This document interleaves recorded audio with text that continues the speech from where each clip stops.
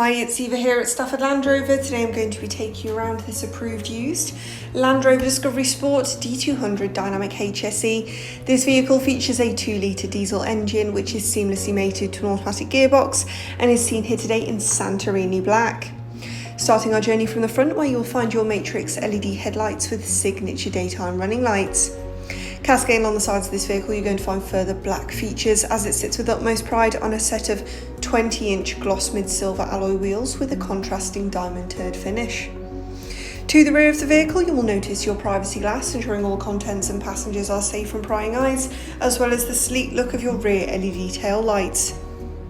Opening the power tailgate reveals a vast and versatile amount of boot space. We also able to locate 2 further seats within the rear, making this vehicle perfect for those with larger families. To the right, you'll also find climate control within the rear.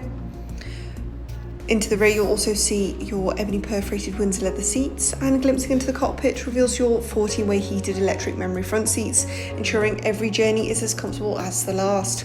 Taking a close look now at your leather heated multifunctional steering wheel and advancing over to your 11.4-inch Pivot Pro touchscreen before finalising our journey by looking up to see your fixed panoramic sunroof.